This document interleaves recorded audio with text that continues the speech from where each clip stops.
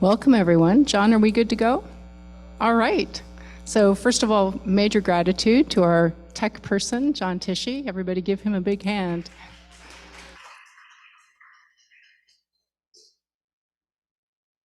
So I'm very glad to see you with more of us online.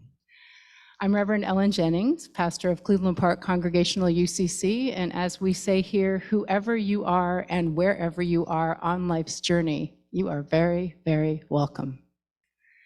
Before we begin, I'd like to share a couple of thank yous, some announcements, and a housekeeping detail.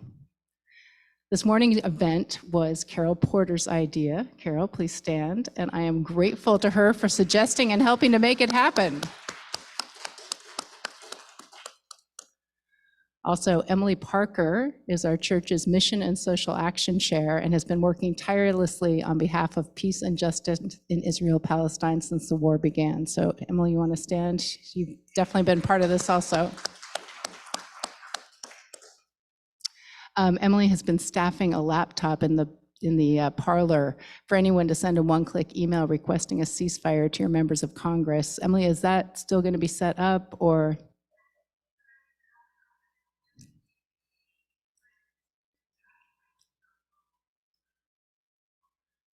Okay, great. So for those of you online, not that you can do anything about this, but Emily just said that yes, the laptop is still set up so that you can easily sign. And if you live in DC and you don't have representation, you can actually sign a petition that Emily has with her. In addition to that, she has a sign-up sheet if you would like to be part of the CAC, Central Atlantic Conference of the United Church of Christ, Palestine-Israel Network. Is that, yeah, okay, great. All right, she's going to pass that around. Wonderful. Okay. There are also, and you should feel free anytime during the Q&A period. We'd prefer that you not walk out while our speakers are speaking, but anytime during the Q&A period, you're very welcome to go into the parlor and utilize that laptop and sign the petition. There are also handouts with action information in the entryway that you came through to get into the sanctuary. And finally, as far as announcements go, tomorrow, Monday evening at 6 p.m., a group of national Christian leaders will host a candlelight prayer vigil in Lafayette Square in downtown DC. So tomorrow, Monday night, 6 p.m., Lafayette Square in downtown DC. The focus will be on calling for a ceasefire and an end to all violence between Israel and Hamas. Everyone is welcome. As for housekeeping, there are 2 restrooms, one ADA accessible to the left of the entryway behind you. Also, we'll be ending this morning's discussion promptly at 1:30 as we have an Eritrean congregation who uses our sanctuary beginning at that time. I'm going to introduce our 2 speakers in a moment, but first want you to know our format for today. Dr. Philip Farah, and I was going to ask to make sure that's the correct pronunciation of your last name. Wonderful. Okay, we'll speak first, followed by Leah Harris. After that, they'll have a short dialogue and we'll open to your questions. Every other week, I write what we call a pastor's page for our congregation. This week, as part of our publicity for today's event, I wrote, after worship this Sunday, we'll welcome Dr. Philip Farah and Leah Harris for a presentation and discussion about the history, conflict, and prospects for peace and justice in Israel-Palestine. Dr. Farah is a founding member of the Palestinian Christian Alliance for Peace and has addressed audiences across the U.S. on Middle East peace and justice issues. Ms. Harris is an independent journalist, writer, and Ashkenazi Jewish American advocate for Palestinian freedom. She works with organizations such as If Not Now, Jewish Voice for Peace, and the Virginia Coalition for Human Rights. With both anti-Semitism and Islamophobia on the rise in our country and elsewhere, it's critical that we move the dialogue away from divisiveness and polarization and toward communication and conflict resolution. How can we support the right of all people to live with peace and security without oppression or terror from any side?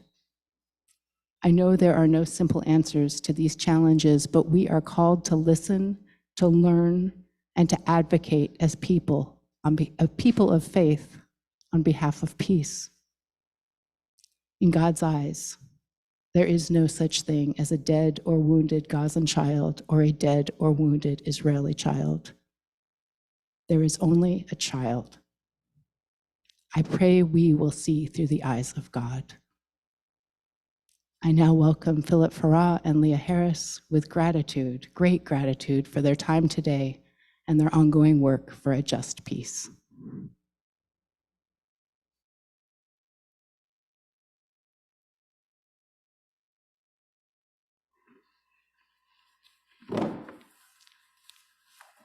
Assalamu alaikum.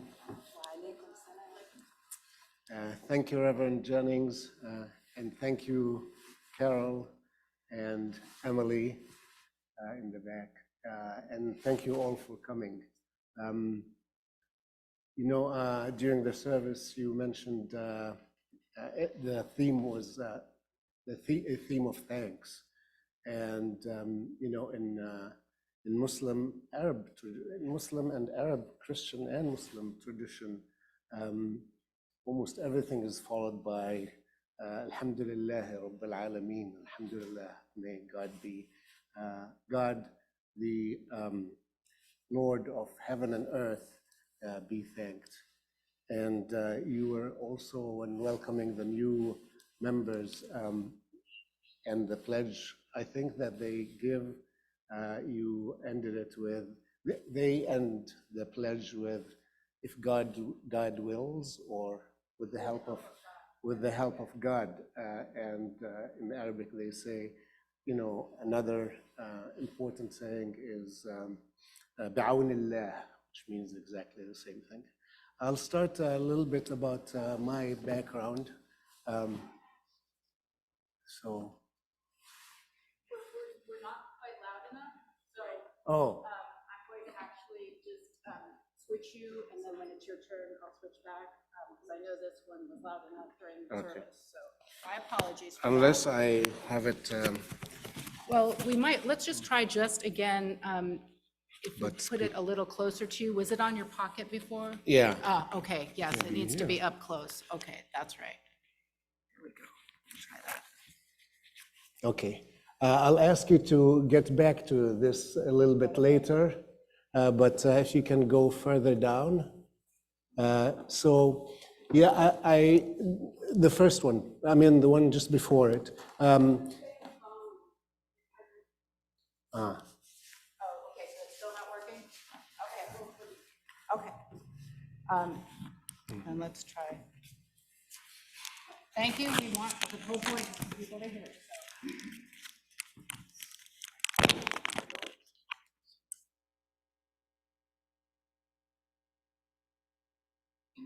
Okay, is this better?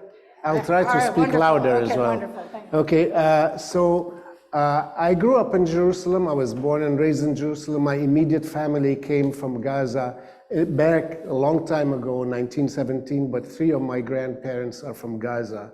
And this is a picture of St. Philip's Chapel. I was named after St. Philip. Who's a really important presence among the Christians of Gaza, because he lived in Gaza for a while, and he's credited with converting the Ethiopian, who later basically converted Ethiopia to become the first Christian nation. The Armenians and the Ethiopians fight about who was the first Christian nation. And anyway, so named after him, this is St. Philip's Chapel, at the Ahli Hospital.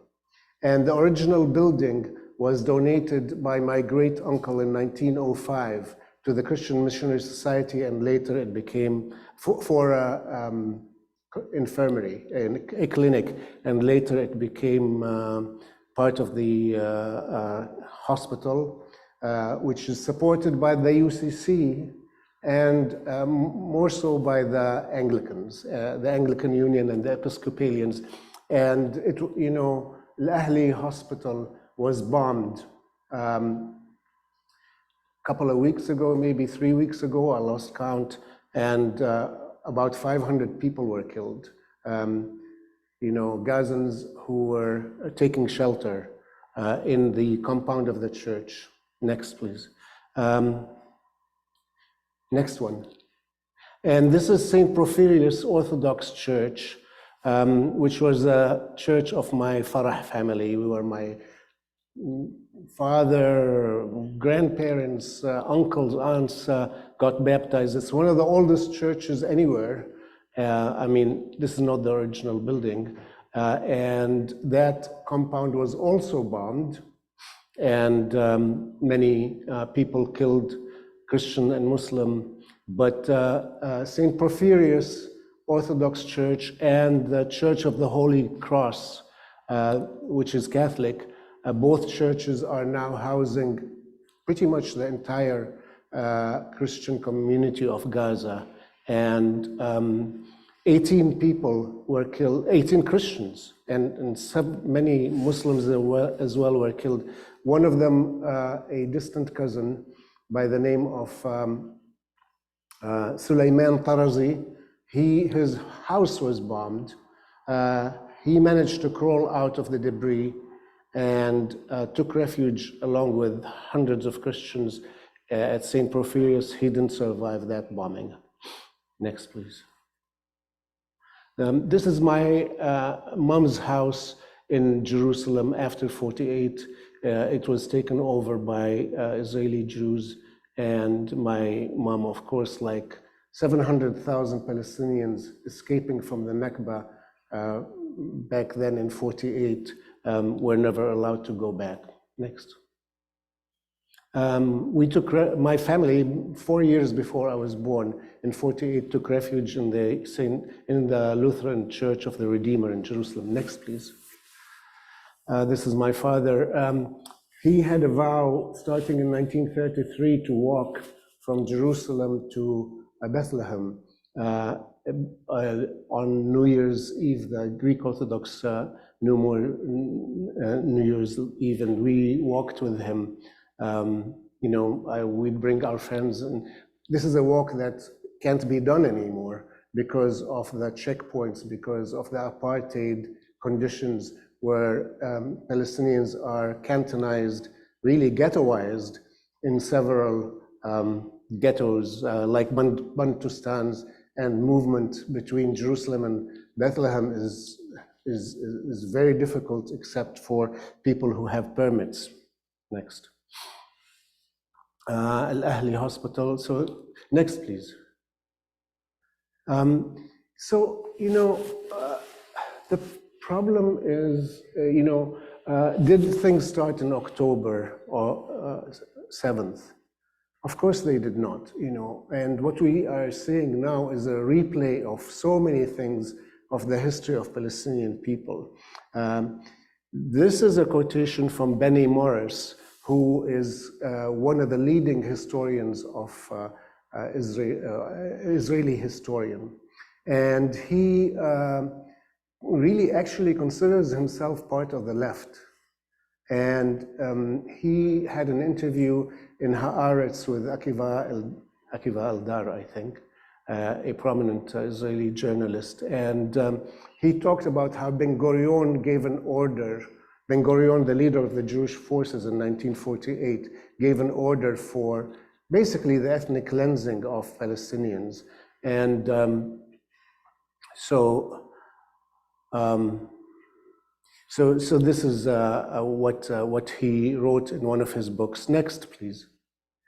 But then he said, so 700,000 Palestinians were forcibly expelled from their homes and never to return, right?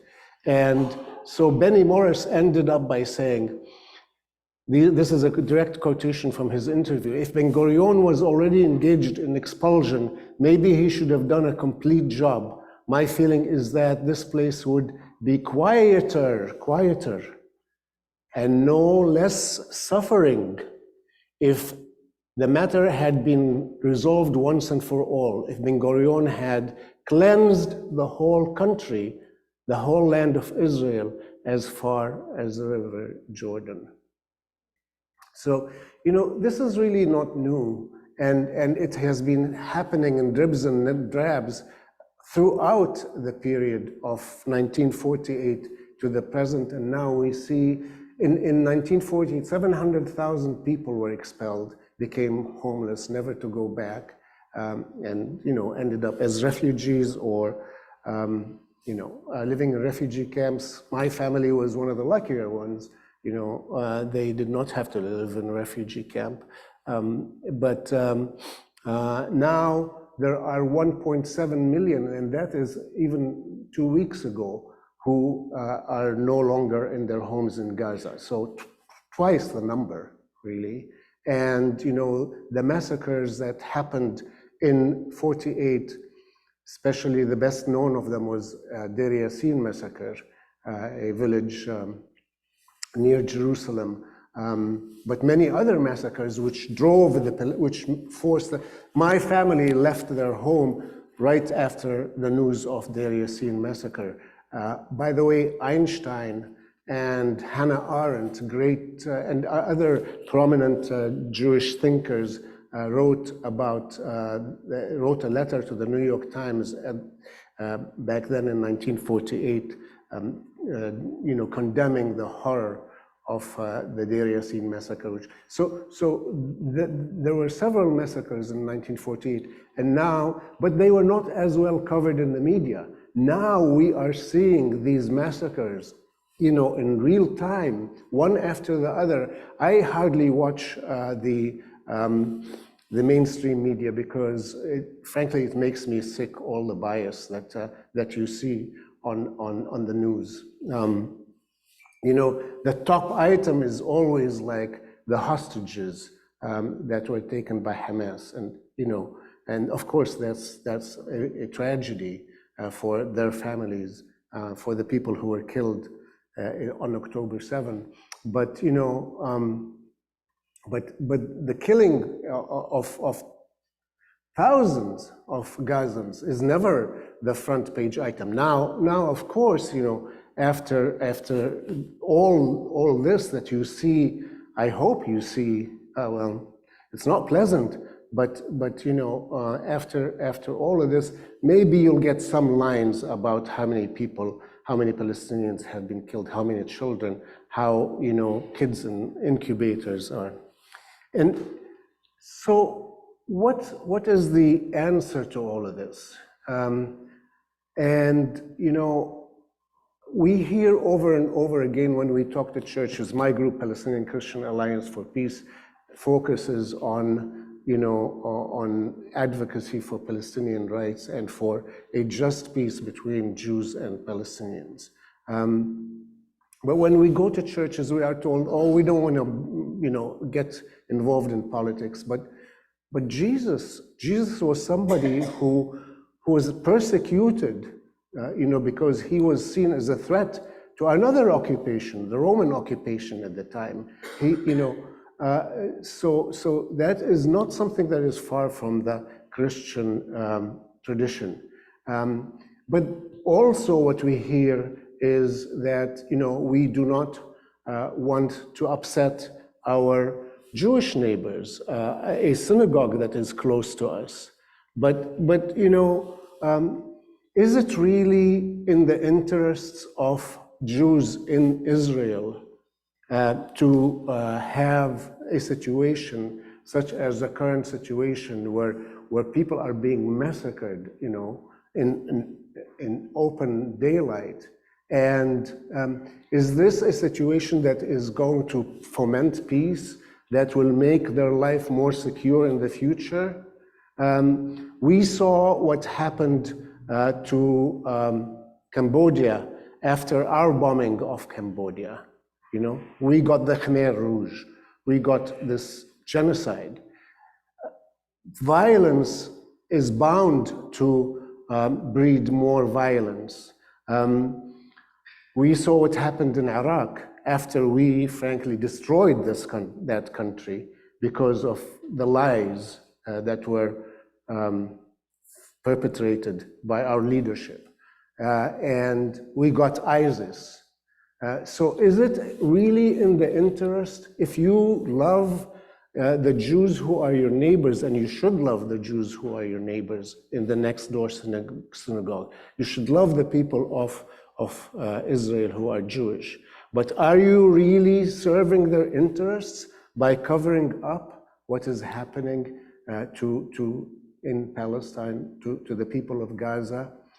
How would have things been different if, instead of the bias that we see in the media every day, If the media was really telling you what was happening in Palestine, which they were not telling you about the checkpoints. They were not telling you about the 17-year of siege in Gaza, where the Weissglass, the advisor to, I think it was Sharon at that time, I'm not sure whether it was Sharon and Netanyahu, or Netanyahu, was saying that we're going to put the Gazans on a diet so that they barely will not starve.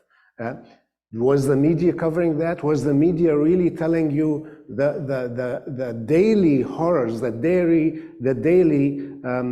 Kristallnacht that the Palestinians were experiencing? Are you familiar with the word Kristallnacht? It was a night when the crystal shops were destroyed by the Nazis in where was it? Which city? I'm not sure. Berlin. Yes. So you know, this was a daily happening in pogroms like the pogrom in Hawara, and we were not listening to the plight of the Palestinians.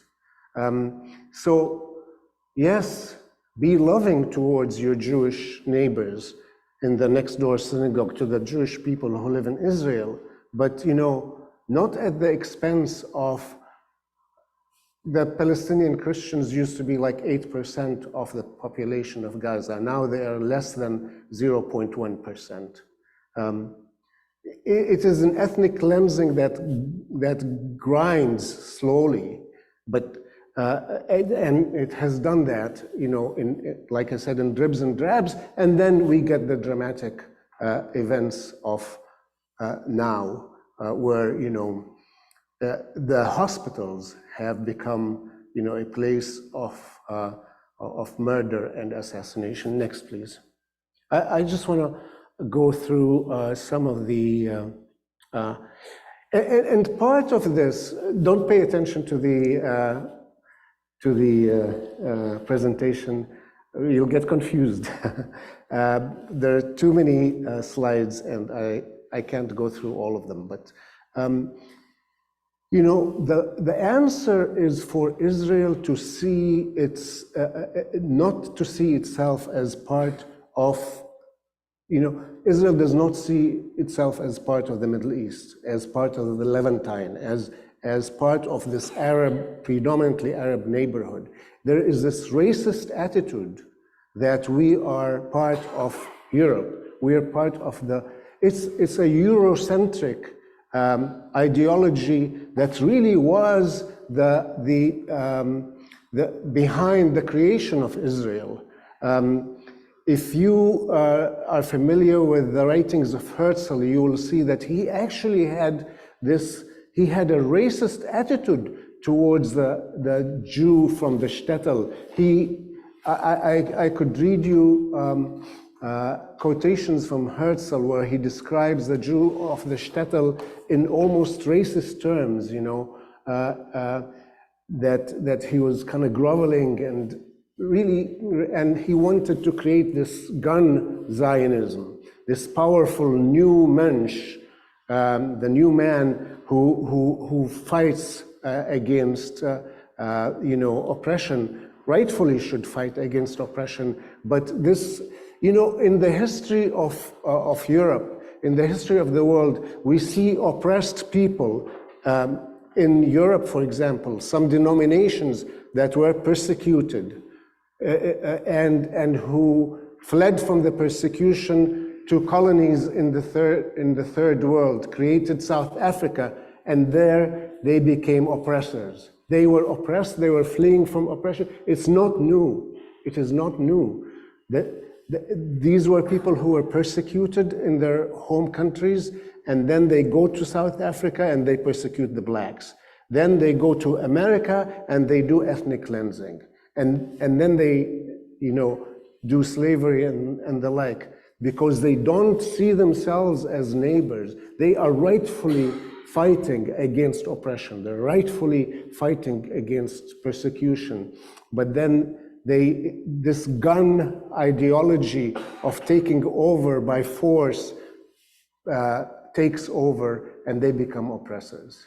If you are Israel is driving drunk with power and with the fear that they experienced after the Holocaust has turned into a mentality where we have to be powerful and oppress our neighbors because they're going to hurt us. If Israel is driving drunk, and if you feel love for all people, including the Jews, the right thing for a friend is to take away the keys. Thank you.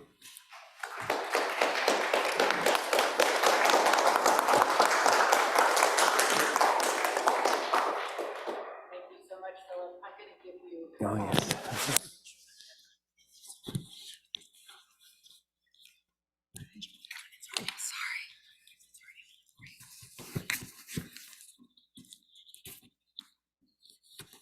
All right, can you hear me okay? Oops. All right, I'm a spoken word poet, so I'll try to use my spoken word voice, and I will be actually reading a poem today. So I also want to extend my thanks to Reverend Ellen, to Carol, to Emily, all of you for having Philip and myself here today, and thank you, Philip, for your remarks. You know, my voice is shaking in a way because I feel reluctant to center my story while Palestinians have been genocided for the past 44 days in this most nightmarish continuation of the ongoing Nakba, which Philip talked about. But I do want to share with you a little bit about how I deprogrammed from the cult of Zionism. And I really do consider Zionism to have many characteristics in common with cults, and that's another talk. But I want to talk about my process with that just a little bit. And I also want to talk a little bit about the ways, and Philip absolutely touched on this as well, but how Palestinian resistance, both in Palestine and here in the US and in the West, has been so demonized and so pathologized in public discourse. And I'll share some of my thoughts on the ways that we can show up right now in this moment as allies with the Palestinian freedom struggle and the Ceasefire Now movement. So I've been an anti-Zionist Jew for the last 27 years, essentially my whole adult life. And it really was not an inevitable path for me because I grew up in a staunchly Zionist family. We're from Milwaukee, Wisconsin. We emigrated from Poland in the Ukraine in the early 20th century. And in the Milwaukee Jewish Museum are pictures of my family blown up the size of a wall at a Zionist fundraiser in the 1940s. So just to give you a sense of that. But somehow I think I was born with some kind of anti-authoritarian streak to where I was really able to question the narratives that I was raised with. And I'm a product of American Hebrew schools that taught me, along with the Shabbat prayers, to memorize Israel's national anthem. These things were inseparable in my Jewish education. They fed me lies such as that Palestine was a land without a people, for a people without a land. I'm sure you all have heard that phrase. And that really, implanted the idea that the horrors of the Holocaust justified the Zionist settler colonial project. I was taught that Jews have been hated throughout all of history, always have been, always will be, and that Arabs and Palestinians similarly hate us with this irrational, and I put that in quotes, hate and want to kill us. I remember watching the first Intifada on television at the dinner table as a young teen, and I knew that I was supposed to identify with the Israeli side, but honestly, silently, I identified with the youth, the children my age, who were throwing stones in resistance to Israel's tanks. And I'll also add, when I was 16, my family wanted to send me on the Birthright trip, which is an all expenses paid trip to Israel, where there is further indoctrination that occurs for young American Jews, but I actually refused. I kind of showed a little bit of my own resistance there. And fast forward to 1996, I had the opportunity to do a year abroad in college, and I chose to do it in Cairo, Egypt. And there I began an in-depth study of the Arabic language, and that really was my gateway to deprogramming from the lies that I had been told. And I was exposed to narratives and human connections that the overwhelming majority of Western people did not have then. And it really was in Egypt that my re-education began. And so I had a few friends from college who were Zionists who went to Israel, to Jerusalem, for their year abroad. And they were very, very worried about me being in Egypt. And they begged me to come visit them over the break, one of the school breaks. And I was curious. So with the unearned privilege of my American passport, I accessed a land that Palestinians whose families, like Philip's, had lived on for generations and had loved and tended to for generations, were prohibited to return to. It was easy peasy. I just walked right in. My friends signed me up for a series of re-education seminars that aimed to turn American Jews into religious Zionists who would make Aliyah or emigrate. But they failed on me once again. And it really was in Israel and Palestine that I came into direct contact with the racism that Philip was talking about, this vehement, vicious, anti-Palestinian and anti-Arab racism that has been systematically fostered among the populace. And whenever I told Israelis that I met that I was living in Egypt, they looked at me as if I was mentally unstable. And they said to me, how does it feel to be surrounded by Arabs, right? As if they themselves are not surrounded by Arabs. And again, I'm not saying all Israelis are like this, and I'm want to reference the people who are speaking out right now about this, against this oppression and for a ceasefire in Israel, in solidarity with Palestinians. But I did not encounter people like that at that time. And so I was really horrified by the racism that I sort of vicariously experienced. And so I spent the rest of the trip, I kind of ditched my friends, spent the rest of the trip in occupied East Jerusalem, talking to Palestinians, getting to hear their stories. And it was there that I was introduced really in a significant way to the freedom struggle. And I became an anti-Zionist, and I've never looked back. And in 2003, I co-led an interfaith peace builders delegation to Palestine. Maybe some of you have heard of that organization. And I witnessed in much greater depth Israel's apartheid state for myself. And now you don't have to go on a delegation. Thanks to social media, it is being brought to all of us, as Philip said, in 24/7 real time. But I can say to see the occupation as for yourself rearranges who you are as a human being. It did that for me. No one who witnesses that brutal reality should remain unscathed or unchanged. And I just want to share a poem that I wrote on that trip when I was visiting Kalandia checkpoint. And that is the one that connects occupied Palestinian West Bank with East Jerusalem. And I read this poem because ethnic cleansing is now also happening in the West Bank. And over 200 Palestinians have been killed since October 7th, and nearly 3,000 have been imprisoned. And I wrote this poem, it happened to be Holocaust Remembrance Day, or Yom HaShoah in Hebrew. And on this day, Israelis, they blare sirens all throughout the country, right, in commemoration. And I refer to Mr. Sharon and Mr. Bush in this poem because it was 20 years ago, but it could have just as easily been written today, swapping out the names for Mr. Netanyahu and Mr. Biden. Yom HaShoah at Kalandia.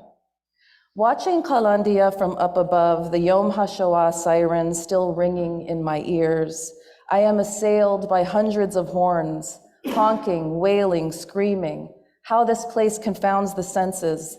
The sights and sounds of occupation abound. My thoughts cannot compete with this cacophony of madness. Watching Kalandia from 20 feet up, workers trudge steadily ahead.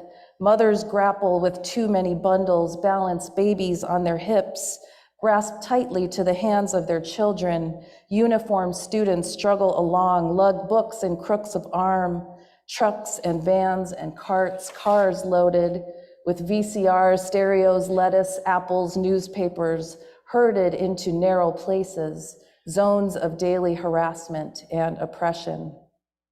The trucks belch out smoke black in protest of this confinement, struggle around blocks, concrete, painted upon them blue Magen Davids, symbol of my Jewish people, transformed into symbol of oppression, object of fear here in Qalandia. At Qalandia checkpoint, all who must pass, all who can pass, negotiate this space, 1 inch, 1 step, 1 indignity at a time. How many bullets have whizzed down this narrow passage, sinking their way into flesh and bone?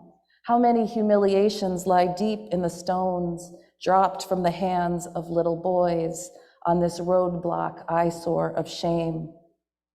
Mr. Sharon, Mr. Bush, what hell have you wrought here? I whisper, shout, sob through the gaping holes in barbed wire fences. My words drown in a chorus of sirens and horns blaring, the roadmap of this haunted land, inked with blood on concrete and soil.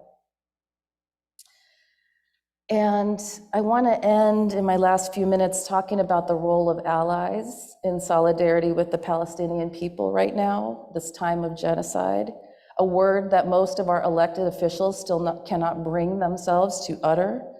And I want to decenter my Jewishness and center my humanness, because to center my Jewishness at this time is to legitimize this debate, right, that Philip referred to, about who gets to denounce this genocide and whether it's anti-Semitic to do so, right? I want to, get to this concept that as a Jew, I have more legitimacy to speak up about this, because we're being told we're not even Jews anymore if we speak out about this, right? There was a fatwa issued against us in the Jerusalem Post saying those of us who denounce this genocide should no longer be considered part of Klal Yisrael, or the Jewish people. I want to say that this is a really dangerous red herring, right? This red herring of anti-Semitism, and it's a purposeful attempt to divide us and to distract us from the horrors of genocide and occupation. And the world is seeing the ultra-violence of the Zionist regime as it never has before, live and in real time. And they know that they're losing the upper hand in public opinion, and so the anti-Semitism card is all they have left. And the terrible irony here too is that the cynical painting of advocacy for Palestinian freedom as anti-Semitic distracts us from the focus on actual anti-Semites, like the white supremacists who marched at Charlottesville, like those who stormed the US Capitol, or the actual neo-Nazis who marched in Madison yesterday, and these forces of fascism that are the real and growing threat to marginalized people and all people worldwide. And I also really want to encourage us to call out and resist the ideological frameworks, the bias that's here that Philip referred to in our media, and that's just deployed against Palestine and Palestinians.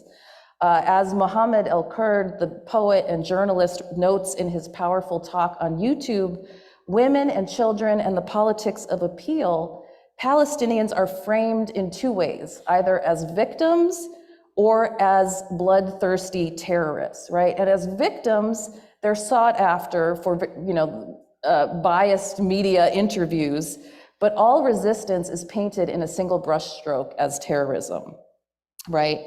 And this framing of violence also extends to those of us here in the US and around the world who move in solidarity with Palestine. And I'll just share briefly, I was at the Democratic National Club last week as part of the civil disobedience action when people of multi-faith, multiracial coalition demanded that Democrats respond to the 80% of us who want a ceasefire. We were brutally attacked by police in a level of police violence that I have not witnessed since 2020. Yet we were painted as the threat by the media and by several members of Congress.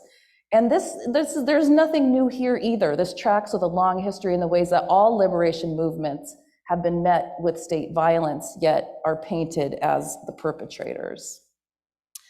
And I just also want to say that Palestinians and anyone who stands for Palestinian freedom should not have to prove their non-dangerousness, quote unquote, to be considered legitimate. Yet They are constantly being asked to condemn Hamas. I've had family members who have asked me to condemn Hamas. And Israelis or American Jewish apologists are never asked to condemn the Kahanists who are running their government. It is conveniently ignored that nonviolent forms of resistance like the Great March of Return in 2018 were met with live ammunition from Israeli occupation forces, or that the boycott, divestment, and sanctions movement has been called a terrorist movement by Israel and has been criminalized here in the US to some extent. And I also just want to say I'm a person of faith, and it has been really, really powerful to see people of all faiths and all of you mobilizing in numerous ways to stop this genocide.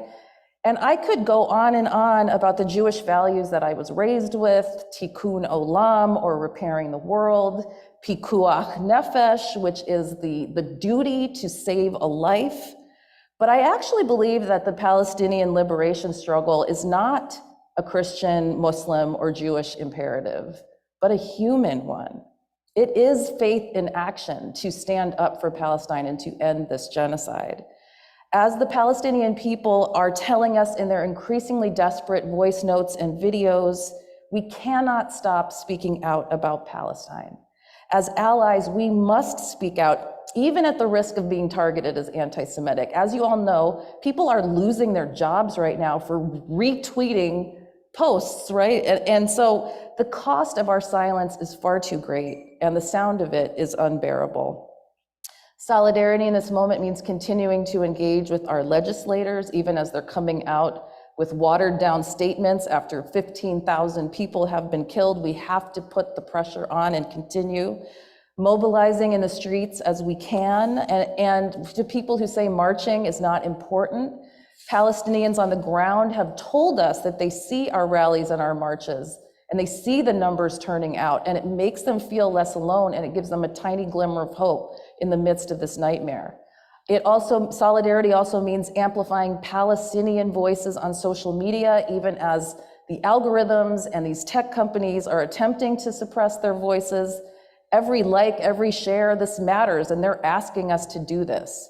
It also means purchasing eSIMs. I don't know how many of you are familiar with the eSIMs, but these are SIM cards, electronic SIM cards that allow them to stay connected even as Israel seeks to enact its genocide under the cover of darkness and communication blackout. There's a website called Gaza eSIMs that gives you directions on how to purchase these eSIMs and get them to people on the ground. And what really gives me cause for hope in this bleakest, most nightmarish of times are the ways in which young people are rallying to the Palestinian cause on social media and on our college campuses in the face of massive suppression by their campus administrators. They are the future we need, and they require our support and solidarity too. And while a 5-day pause is currently under negotiation, a pause in genocide is unacceptable. After the pause, if it even happens, the genocide will resume. We cannot let up the pressure until a permanent ceasefire happens. We can accept no less than that. And that's the demand of Palestinian people on the ground right now. And of course, ceasefire is only the baseline. We have to continue an unrelenting, singular focus on an end to the Israeli occupation and apartheid once and for all, because only with justice can peace or safety be possible for anyone. And I'll end with the words of the incredibly brave Palestinian journalist Motaz Azaiza: never forget to say free Palestine. Thank you.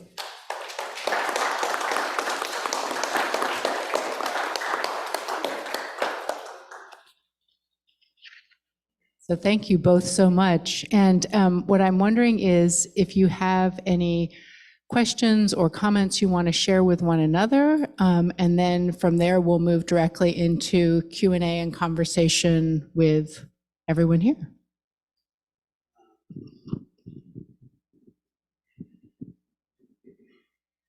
Yeah, I wanted to kind of get back to a point that Leah made about how important our role is here.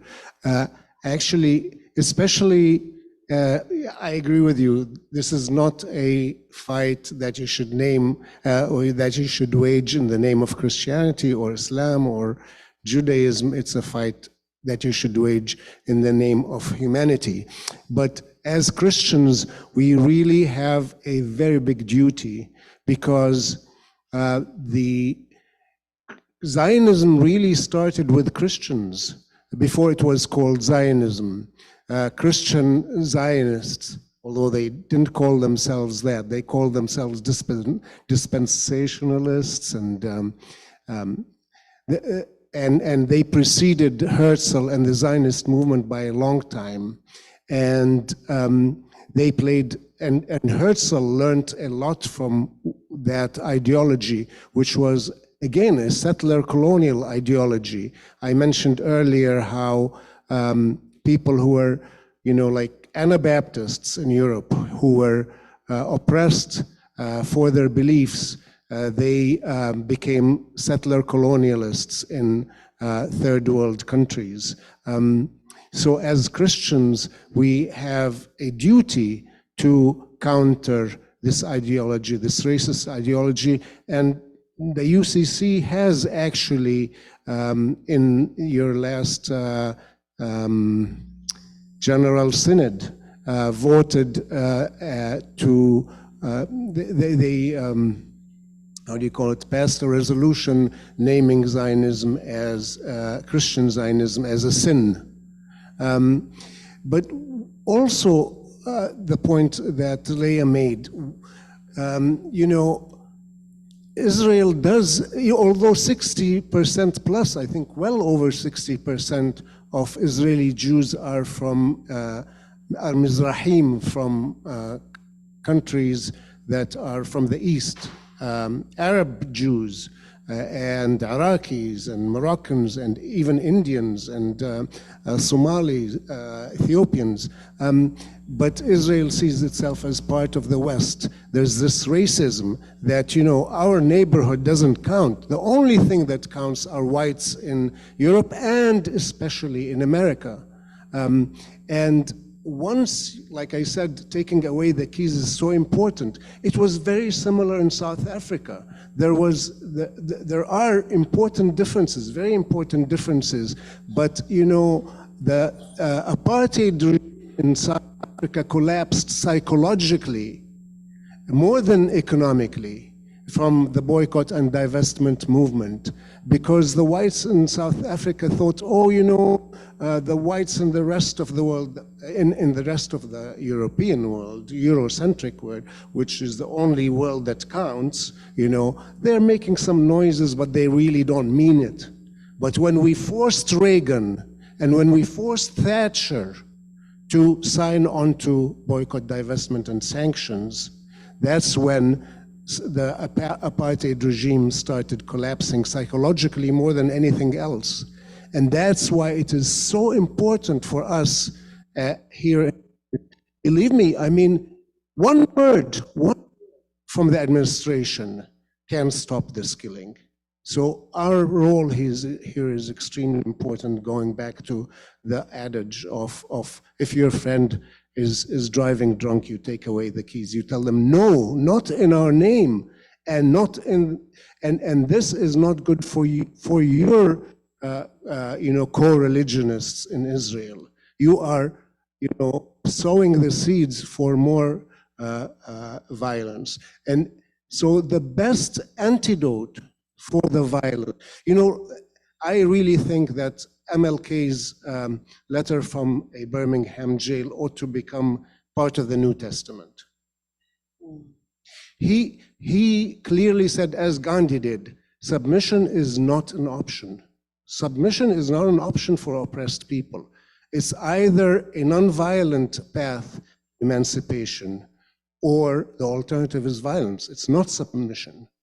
So if we give hope, like Leah said, by marching, by exposing ourselves to civil disobedience arrests, if we show that to the people of Palestine who are engaged in nonviolent struggle, with the help, by the way, of many Israeli Jews and Jews all around the world, then we lessen the chance that this is going to be an uglier bloodbath. Oh, yeah, you can hang on to that. Yeah, I mean, I would just echo that not a lot of people know that there's actually more Christian Zionists in the US and elsewhere than there are Jewish Zionists, right? So yeah, I think it's so important for people to really speak out and show that there is not a monolithic opinion on this. And I do think that that is our role as well as American Jews. And there's this growing movement to say, American Jewish institutions, you don't speak in our name. Israel, you don't speak in our name, not in our name, doubly, right? Not only as Jews, but also as taxpayers in America, because this is something really that we haven't had a chance to touch on. There's never enough time, but that, our tax dollars to the tune of close to, $15 billion are going to fuel this genocide and perpetuate this genocide. So it's as people of faith and it's as Americans within our communities and in solidarity that we can break the monolith of this discourse for, knee-jerk standing with Israel. So shall we open it to questions from the folks here? All right, so if you are online, I invite you to place a question in the chat if you have one, and I'll share that when I go up to the laptop. And if you are here and have a question, Alan has a microphone that he'll bring to you, because otherwise our folks online can't hear you. Carol.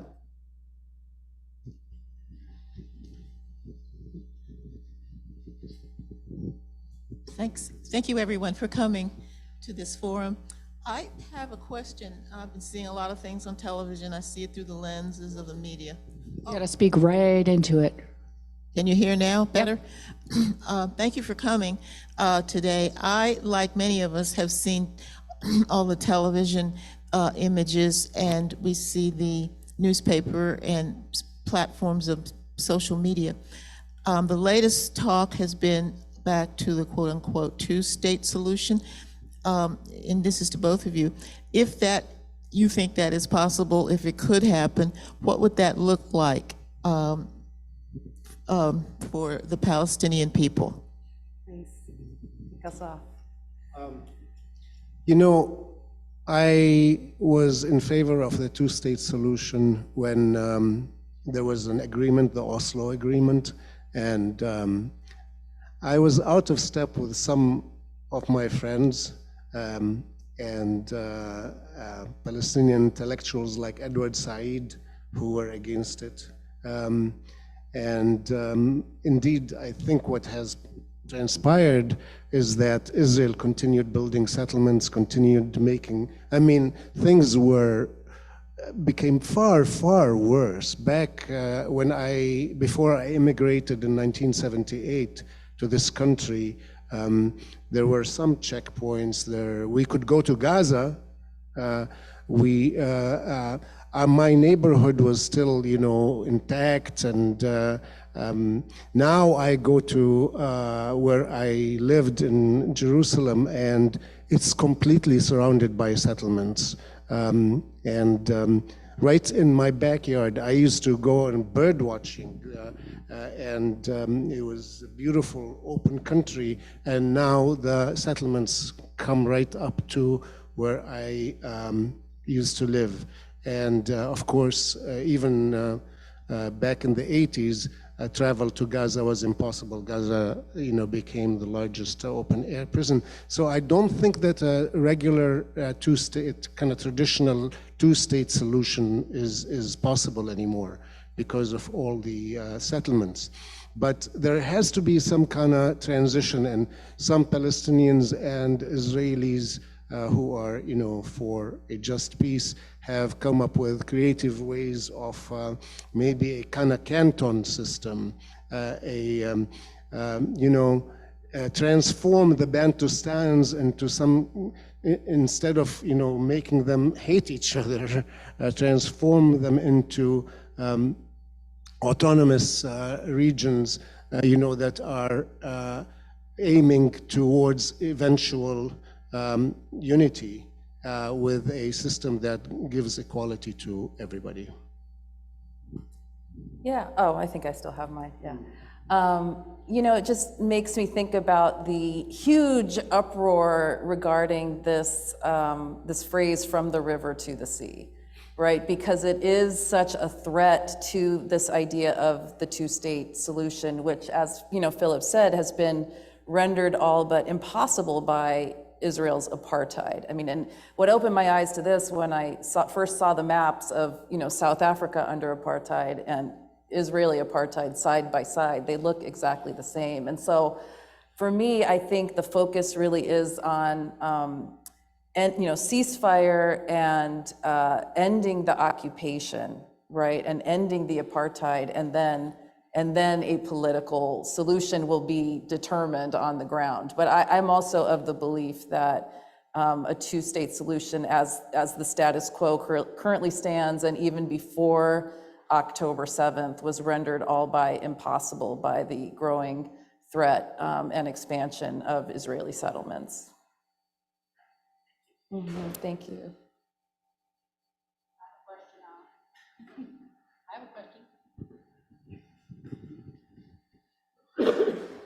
question. On her Substack a few weeks ago, Rabbi Danya Ruttenberg wrote a lot about Palestinian Israeli combined peace movements, most of which are led by women. And I wonder if you would be willing to share some of what you know, which is far more than I know, because I think it's really important and interesting.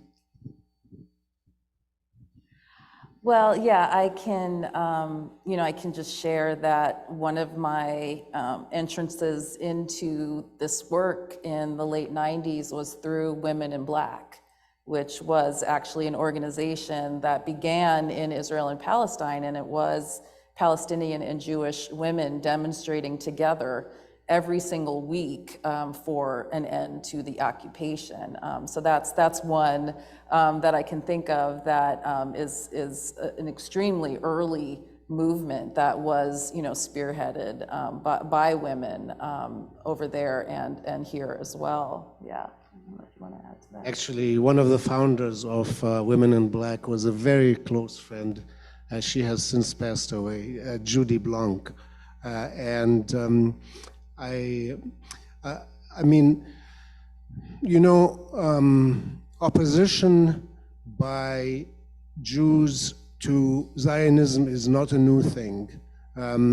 Right from the outset, there were actually the Orthodox Jews in America were predominantly against Zionism.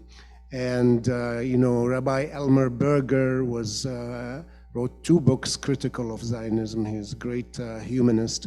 Hannah Arendt maybe would have called herself a Zionist, I'm not sure, but she was for a very different kind of Zionism. She was for a binational state. And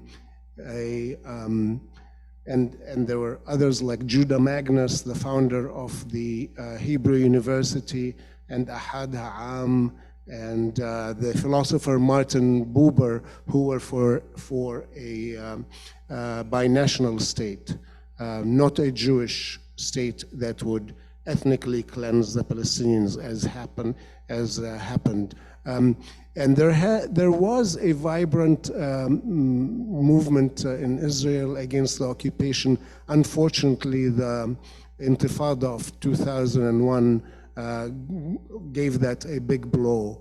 And again, you know, it's a story of violence breeding violence, and there were attacks, there were suicide bombers among Palestinians, which really kind of weakened the peace movement in Israel. But I really feel that, you know, after the dust settles, there is, you know, likely to be a stronger peace movement in Israel. Because, I mean, you know, even the other day I heard one of the parents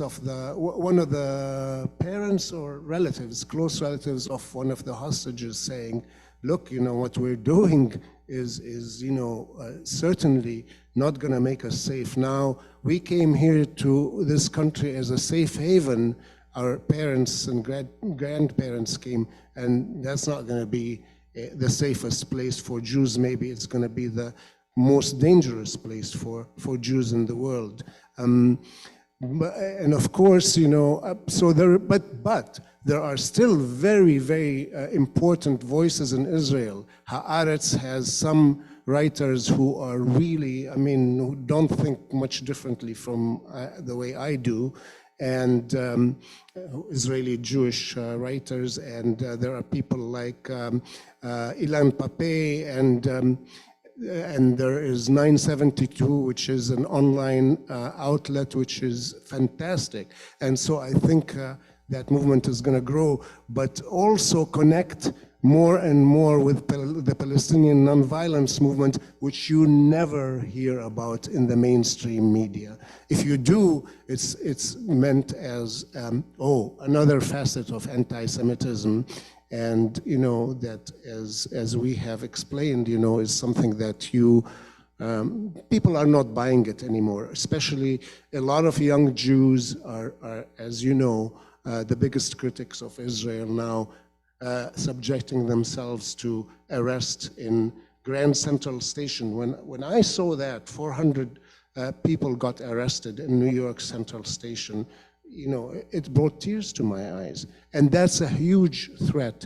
Again, you know, when churches, mainstream American society, not crazy leftists, you know, like the UCC adopt a resolution calling Israel an apartheid state, that is an act of love. That is not anti-Semitism.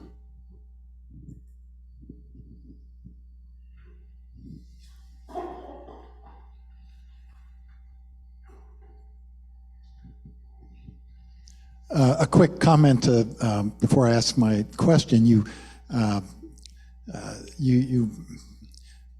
mentioned the phrase from the sea to the Jordan River, which we've heard a lot lately from the one side. But of course, if one looks at the party platform of the Likud party, 1977, that same phrase was there. We haven't heard it from that side. My question is, you both mentioned the BDS movement, which to me is maybe one of the purest forms of nonviolent protest. But as you also mentioned, in many locations and jurisdictions in America, it's been criminalized. People have lost jobs. So, and maybe this is a rhetorical question, but I'll let you speak to it anyway. If that is not a tool that we can use, where does that leave us, and what are other options then? Yeah, I mean, I think it still is a tool we can use, and that we should use, in that it's, yes, there are risks to doing so. You know, I had an opportunity to speak at a conference in Texas at a university, and they made me sign a form in order to speak there, pledging that I was not part of BDS, or I forget exactly how it was worded. And I said, I'm not coming to speak at your event. You know, I forewent a professional opportunity and income because I refuse to be complicit in that. And I think, yes, there are risks, but I think if there's ever a time to take risks, you know, that this is it. And that we can still absolutely, you know, support the BDS call, boycott the companies that they're suggesting we boycott. And that is, as you said, something that is essential, you know, to a nonviolent resistance movement. And I think we still can take part in it. So that would just be my opinion on it. Thank you. Yeah, and I don't have the exact facts at my fingertips, but you know, there are 33 states that have rules now, regulations on the books that penalize advocates of boycott, divestment, and sanctions in different ways, like making people essentially sign a, how do you call it, a loyalty oath to Israel. as a condition of having a state job or getting a grant for a university or anything. And my understanding is that these laws, regulations, I don't know what the legal definition is, are actually being used as a model, for penalizing other forms of boycott, related to, or divestment, like the oil industry is lobbying to use this precedent against the Palestinians to penalize advocates for divestment from the fossil fuel industry, to use this against, boycotts of, fossil, different products. Again, I don't have the exact facts, but there have been instances actually where this precedent has been used on, causes that have nothing to do with the Palestinian-Israeli situation. We are really, what we are doing, is Israelizing our, democracy. We are, restricting speech in all kinds of ways, and, as Leah has mentioned examples of that. I just also wanted to, I want to just add a quick thing to that as well. I was really, really heartened. I think you all are aware that Columbia University banned Students for Justice in Palestine and their Jewish Voice for Peace chapter. And I think it's now up to, 40 organizations, other student organizations, standing in solidarity with them, demanding that the university divest from any kind of, investment in Israel. So, people are continuing to use that tactic in new and creative ways. Hi, can you talk a little more about Christian Zionism, if that differs from Jewish Zionism, and what we can do to not be complicit in that? Please sign up for, when I think some of you have signed up for a mailing list for UCC PIN.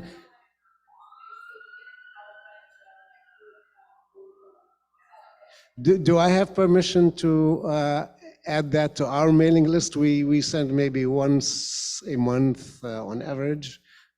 Is it okay for everybody if I do that? As the person who administers the CAPPIN list, I would be happy to send PCAP the entire list, telling the people that I've done so they can, if they don't. That would be great, because we have a... Just to remind people, the name of, just tell people. Yeah, Palestinian Christian Alliance for Peace.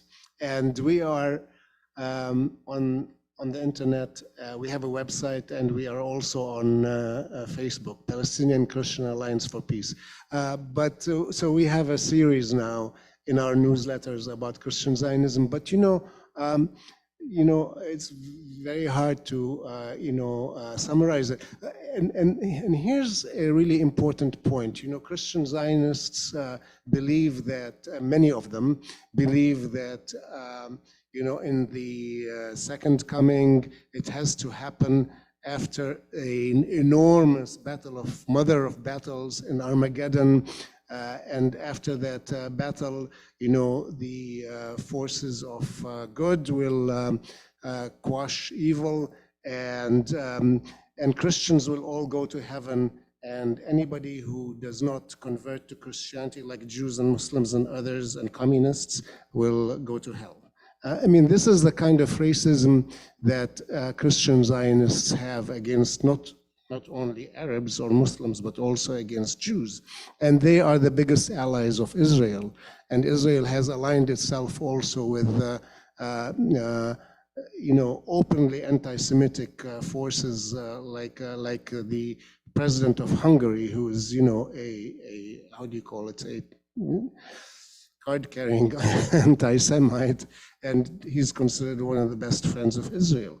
And it, you know, Christian Zionism goes a long, long way, long before Herzl started modern Jewish Zionism.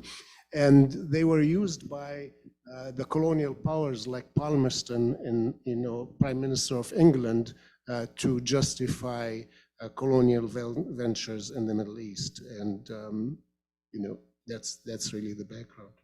Yeah, I would just add to that, you know, there was that Stand with Israel rally that happened last Tuesday, and it was tremendously controversial that they had Pastor, I don't know how you pronounce his name, Hagee, who, you know, is a huge Christian Zionist leader in the United States, and there was a tremendous amount of outcry over that, but it really just goes to show how deep this alliance runs, and he is a known anti-Semite, a known Islamophobic preacher, and they proudly had him up on that stage. So it gives you a sense of this very unholy alliance.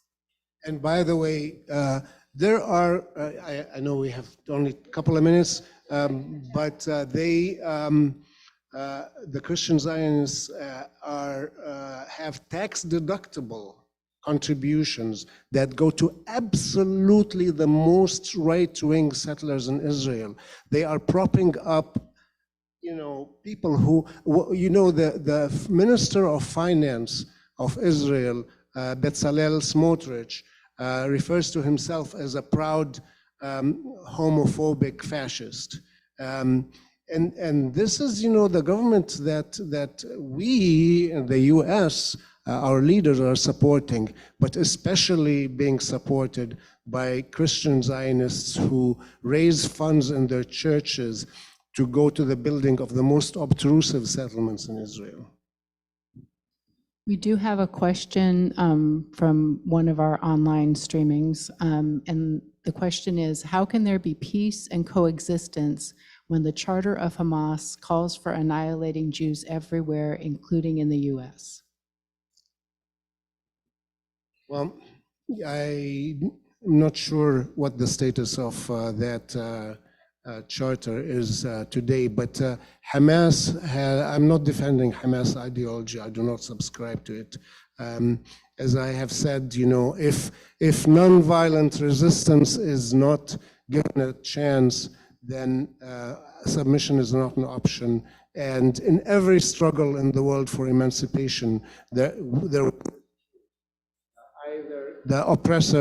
either the oppressor, you know, bends down to the will of the nonviolent movement, or the alternative will be violence. But Hamas was originally overlooked by the, no, not overlooked. There was actually a fund, I can give you resources on this. There was actually a fund by the Israeli government to help Hamas, because the policy of divide and rule, they were using Hamas against what was much back then, which was a PLO, which made peace with you know, they accepted the Oslo Agreement of peace with Israel.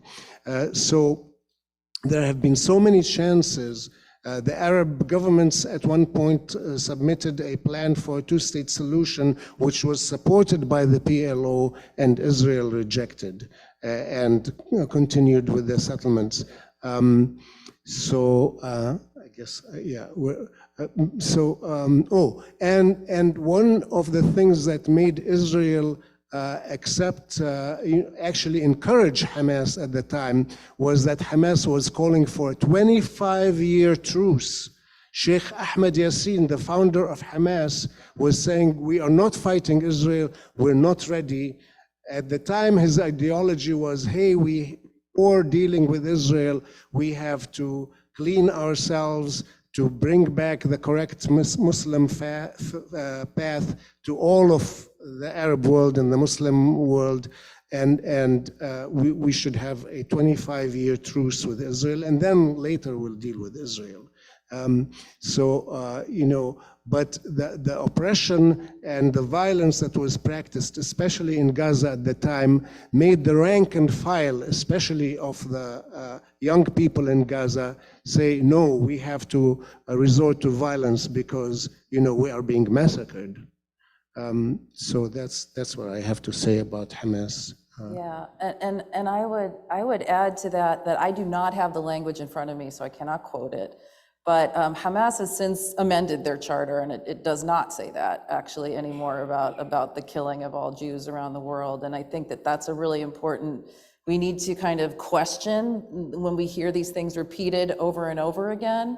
My understanding is that the charter has since changed from what is nonstop quoted in our media and by Israel.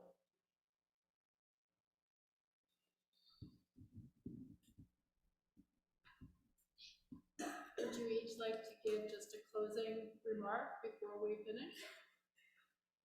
My remark is, please, as I repeated a couple of times, it's an act of love to tell the people that you care for, and you should care for everybody, if they are driving drunk, take away the keys.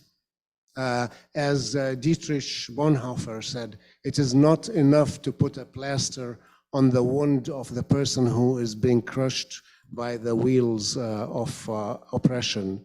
The right thing to do is to put to jam the wheels that are crushing the oppressed.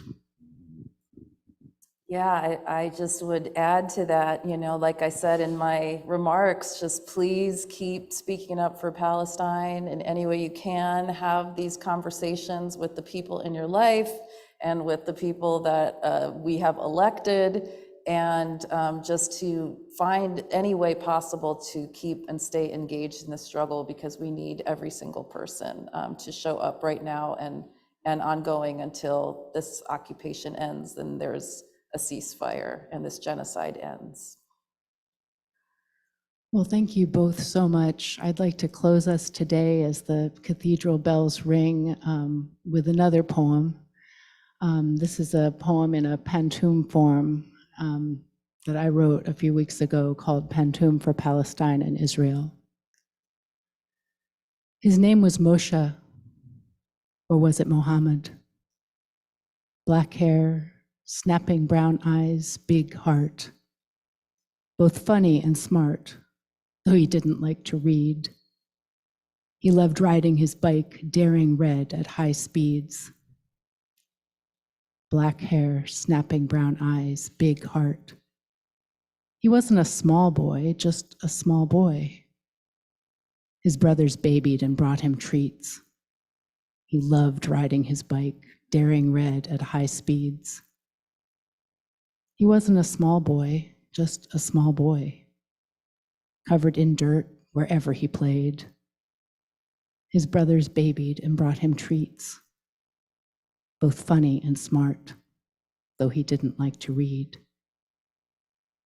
When they pulled him out, he didn't look hurt, covered in dirt wherever he played.